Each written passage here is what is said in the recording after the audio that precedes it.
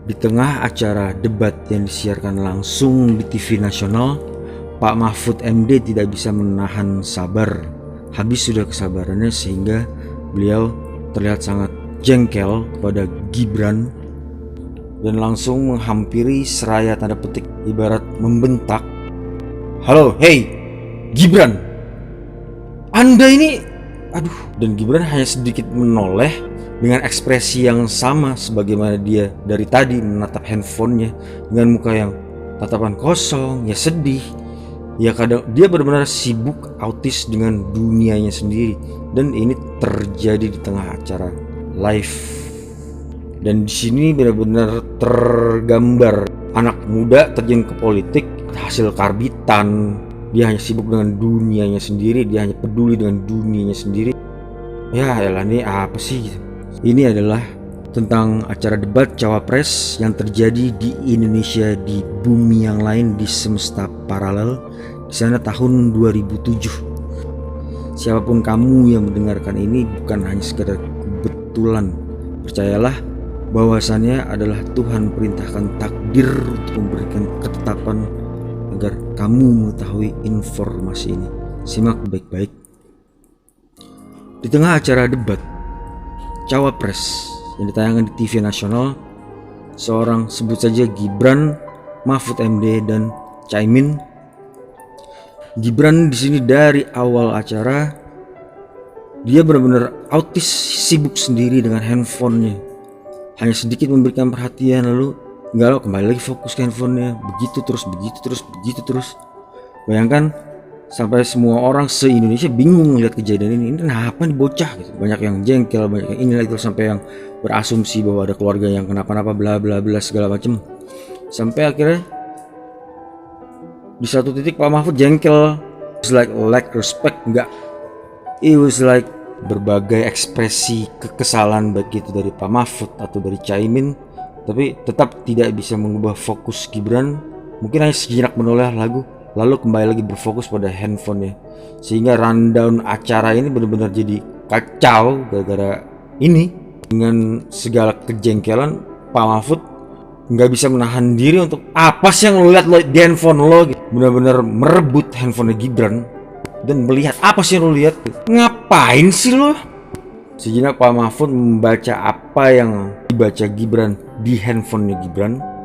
Alih-alih Pak Mahfud berhasil untuk mengajak Gibran fokus ke acara itu, lah kok alih-alih fokus ke acara itu, yang ada malah Pak Mahfud ikutan tertegun. Apapun yang Pak Mahfud baca dari handphonenya Gibran itu ibarat menyedot seluruhnya Pak Mahfud. Netizen dan host dan audiens yang di situ mengira bahwa Pak Mahfud sedang sarkas. Terus Loh, kok lama-lama sampai di menit ke-17 semenjak Pak Mahfud akhirnya terbawa tanda petik ke Gibran, Caimin mulai tidak bisa menahan kepo dan bertanya-tanya, ini apa sih? Menghampiri dan juga membaca apa yang ada dalam handphone Gibran. Perubahan ekspresi Caimin dari yang tadinya seperti itu, lalu saat beliau membaca apa yang tertulis di handphone Gibran, perubahan ekspresi itu benar-benar terlihat jelas, dan bahkan meme-nya terus beredar hingga batas waktu yang entah sampai kapan. Yang tadinya kita melihat Gibran yang autis sendirian bengong, sesekali melihat handphone, sejenak berperhatian, lalu disusul oleh Pak Mahfud juga jadi ikutan begitu, lalu masuk Caimin, lah sekarang mereka jadi bertiga seperti itu, dan se-Indonesia melihat mereka bertiga, what the, ini orang kenapa bertiga? Terus diantara mereka bertiga mungkin sepertinya Caimin yang lebih emosional, tiba-tiba saja dadanya sesak dan menangis sejadi-jadinya dan menahan diri dan ditenangkan oleh Pak Mahfud. Yang tadinya Gibran sendiri yang autis, akhirnya mereka bertiga jadi autis bertigaan gitu. Kan mic studio masih nempel wireless, apapun yang mereka obrolin se-Indonesia denger. Tapi ngomong sesuatu yang mereka nyamuk, tapi kita benar-benar nggak ngerti ini apa sih yang diomongin nih, apa bahasa apa, kita nggak ada yang tahu. Itu terjadi, dan sejenak terjadi mereka saling ngobrol lalu saling termenung lagi, bahkan para capresnya di situ pun juga bingung. Tapi di satu sisi mereka nggak bisa menghampiri mereka karena ada peraturan dari acara itu, peraturan yang kalau dilihat mah ini mah udah dilanggar berkali-kali lipat gitu peraturan. Oh iya, peraturan sih ya. Di sela saat mereka saling ngobrol, lalu mereka hening lagi sibuk dengan handphone masing-masing, lalu ngobrol lagi, lalu sibuk lagi, dan gitu. Di sela tanda petik keheningan mereka itu, dan Pak Mahfud dengan sedikit tiba-tiba dengan lantang mengatakan, nah gini aja, bla bla bla. Mereka ngobrol lagi, dan Gibran di situ agak sumring, ya Pak, bener Pak. Caimin pun begitu. Terus mereka ngobrol, terus ini kita pakai ahli ini, bla bla bla, tanah ini apa? Mereka bertiga ngebahas apa ini? Se-Indonesia dibuat bingung. Acara debat cawapres kali ini dari awal sesi debat itu sampai akhirnya jam tayangnya habis, we got nothing. Si Indonesia benar-benar lah, dagelan apa sih? Ini debat apa mabar ya lah, cawapres. Aduh, alah. Seandainya informasi ini diberikan judul, mungkin judulnya adalah para cawapres yang tanda petik menjadi presiden di hati rakyat Indonesia. Lalu selang waktu, jadi mereka janjian 2 hari kemudian gitu ya, tapi ternyata di keesokannya Pak Mahfud Gibran mendahului kemana? Ke Kalimantan, ke tanah food estate. Jadi ceritanya gini, mereka bertiga itu ibarat terhentak. Kalau dibayangkan ya, kalau divisualkan itu seakan yang mereka rasakan adalah Pulau Kalimantan. Seandainya Pulau Kalimantan itu adalah makhluk dan sedang berbicara menyampaikan sesuatu, hei, aku akan segera mati, aku sebentar lagi mati, aku akan menjadi gurun tandus, tolong aku sekarat.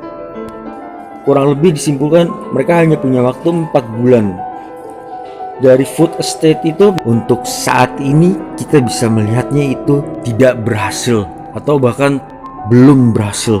Tapi ada satu sudut pandang yang salah, karena satu-satunya cara yang benar untuk melihat ini adalah, pertama, jika sesuatu hal atau kebijakan ini berangkat dari kebaikan, ada niat baik di situ, dan niat baik itu dampak kemaslahatannya sangat luar biasa, maka pahami Tuhan akan memberikan cobaan di situ.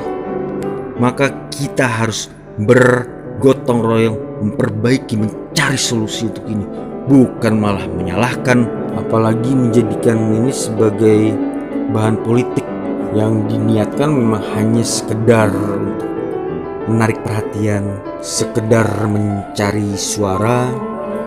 Apalagi jika menjanjikan akan mereboisasi food estate. Loh, jika Anda bisa mereboisasi, maka Anda juga bisa menjadikannya food estate. Logika sederhananya kan seperti itu. Tapi masalahnya bukan di situ.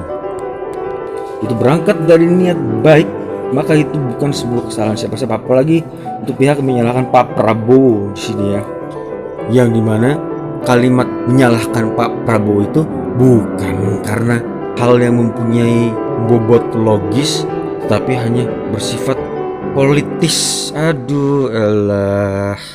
Seandainya setiap dari kita bisa melihat sebuah perbandingan, ada 2 Indonesia di bumi yang berbeda, dan di keduanya sedang memasuki musim politik, dan ada tokoh yang sama di situ. Hanya saja di Indonesia yang ini, si capres ini kerap menyalahkan saingannya, sementara di Indonesia yang lainnya, capres yang sama ini alih-alih menyalahkan, namun malah memberikan gagasan, Pak, sebaiknya ini, lakukan ini, bla bla bla bla, lakukan ini Pak, mumpung Anda masih menteri. Seandainya Anda bisa melihat perbandingan, atau silahkan gunakan logika Anda, menurut Anda siapa yang lebih mencuri hati rakyat? Oke, Kembali lagi ke topik Gibran autis, Pak Mahfud autis, dan Caimin autis, para cawapres autis. Jadi intinya adalah yang terjadi di situ akan menjalar kemana-mana dan Kalimantan akan menjadi gurun tandus jika tidak segera melakukan sesuatu. Dan yang terjadi itu, jadi unsur tanah itu ada humus yang apabila itu hilang dan tidak bertemu dengan jodoh tanda petik ya, jodoh tanahnya itu, maka itu akan menular sehingga akhirnya akan menjadi gersang. Kita bisa dikatakan nggak punya banyak waktu, harus segera melakukan sesuatu, atau kita akan melihat Kalimantan menjadi gurun gersang. Dan siapapun yang mendengar berita ini tentu saja dalam sekejap baper, khawatir, worry, termenung, langsung nggak bisa dielakkan, nggak bisa dihindari. Ibarat ada belahan jiwa yang hilang. Indonesia cuy, tanah kita, raga kita. Dan itu yang dialami Gibran pada saat membaca itu, lalu menular ke Pak Mahfud, lalu menular ke Caimin. Dan yang gila lagi, ini momen pemilu dan mereka benar-benar abai terhadap jadwal kampanye, inilah itulah, sampai Pak Mahfud disanksi, terserah dia mau ngapain. Jadi mereka bertiga tuh fokus di situ gitu. Saat para cawapres lebih menyedot perhatian rakyat ketimbang para capresnya di musim politik, namun yang mereka lakukan bukan berpolitik, bukan pula berkampanye, tetapi dampak politiknya luar biasa. Jadi pada saat unsur tanah itu ada sesuatu yang hilang, itu harus segera dipertemukan kembali dengan tanda petik jodoh tanah itu, maka itu akan kembali seperti sedia kala. Namun jika dibiarkan terlalu lama, maka itu akan menular terus hingga akhirnya menjadi gurun. Maka yang mereka lakukan selanjutnya adalah menghunting tanah se-Indonesia, mencari tanah yang cocok untuk tanda petik dipasangkan, dipadukan dengan tanah di situ. Dan keterlibatan mahasiswa benar-benar luar biasa, mahasiswa se-Indonesia, apalagi dengan passion botani itu sangat membantu food estate itu untuk mengembalikan kesuburannya. Dan ternyata di keesokan harinya semenjak acara itu Gibran berangkat sendiri, dan yang tertayang di televisi adalah Gibran dengan tenda sederhana, dia di tengah food estate. Setiap wartawan yang meliputnya diajakin sholat sama Gibran, sholat minta hujan. Terus di hari kedua setelah acara debat itu Pak Mahfud hadir ke sana. Dari yang awalnya rapi sampai kita tertayang di TV, belepotan tanah, mereka bertiga benar-benar memikirkan ini gimana caranya gitu. Dan akhirnya keterlibatan mahasiswa, lalu Pak Muhaimin datang dengan membawa ahlinya masing-masing, dan seterusnya, hingga akhirnya se-Indonesia tersedot perhatian ke masalah ini. Bahkan berbagai schedule kampanye pun menjadi berantakan udah. Schedule kampanye para cawapres jelas berantakan karena fokusnya di sini. Tapi ternyata bisa dikatakan mereka berkampanye dengan tidak berkampanye, sehingga akhirnya pemilu masuk, akhirnya coblosan terjadi, penghitungan, mereka bertiga tetap abai dengan itu semua gitu. Bahkan sampai akhirnya pengumuman siapa yang terpilih, bahkan hingga di momen pelantikan pun para cawapres tetap fokus di situ. Mereka tetap cawapres, tetap dilantik. Bagi yang terpilih, maka dirinya sudah menjadi wapres, sudah bukan cawapres lagi. Tapi dia tetap sibuk di situ, di lapangan itu. Yang pelantikan presidennya ya dilantik, tapi tanpa wakil, karena wakilnya ada di situ gitu. Jadi suasananya seperti itu. Yang dilantik, rakyat juga melihat pelantikan itu. Televisi pun menyiarkan acara pelantikan itu, dan di televisi yang sama pun menyiarkan aktivitas ketiga cawapres ini. Salah deng, maksudnya aktivitas wapres dan kedua mantan cawapres berkejaran dengan waktu untuk memulihkan kembali sebagaimana di kita banyak gunung meletus itu bukan kebetulan, itu sebuah grand design dari Tuhan. Dari setiap gunung yang meletus itu mereka mengeluarkan suatu unsur tanah yang tanda petik bisa menjadi jodoh obat bagi tanah food estate itu untuk mengembalikannya. Keterlibatan mahasiswa di sini sangat luar biasa, mahasiswa di berbagai tempat. Aku hanya bisa berandai seandainya itu terjadi di kita di sini. Saat ini sekarang ini tanggal tanggal 27 jam 2 pagi. Jadwal pemilu tanggal Valentine tanggal 14 Februari. Nggak tahu ya, mungkin maksa kali ya, tapi mengingat masalah yang sama atau mungkin karena debat cawapres kemarin sudah lewat atau apapun gimana pun caranya, intinya aku cuma mau ngasih tahu ini terjadi di situ. Dan asal kita tahu bahwasannya sesuatu yang terjadi di bumi di Indonesia yang ada di bumi yang itu, segala macam kebaikan yang terjadi di situ hanya terjadi di situ. Namun apabila kita meniru apa yang mereka lakukan, sekedar copy paste atau kebetulan sama atau memang sengaja meniru, maka saat kita melakukan itu entah berhasil entah tidak, yang jelas setelah kita melakukan itu ini akan menular ke banyak bumi, ke Indonesia di banyak bumi-bumi yang lain.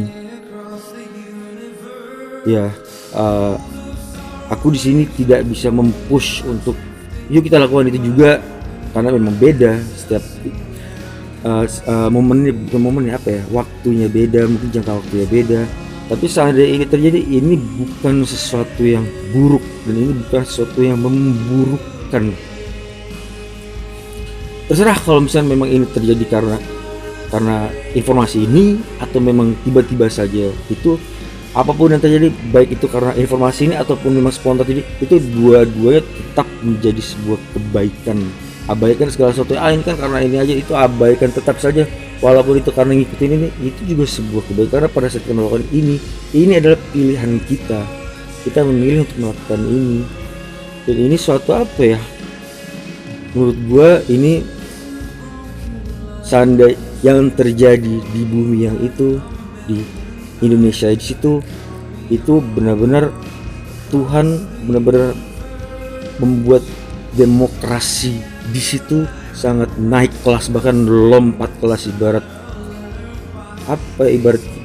anak SD yang tiba-tiba kuliah dan lulus, itu nyentuh banyak, dimulai dari sesuatu yang ambigu, yang bertanya-tanya, yang penuh dengan inilah itulah asumsi bla sampai akhirnya semuanya. Dan ya itulah, nggak salah ya kalau misalnya aku kasih judul ini 3 cawapres yang menjadi presiden tanda petik di hati rakyat Indonesia. Mudah-mudahan aku bisa menjelaskannya dengan sejelas mungkin. Untuk kekurangan dan segala sesuatu ya, jika ada yang kurang jelas please tanyain DM ya, DM jangan komen. I'm too shy to expose. Oke, terima kasih. Assalamualaikum warahmatullahi wabarakatuh. Allah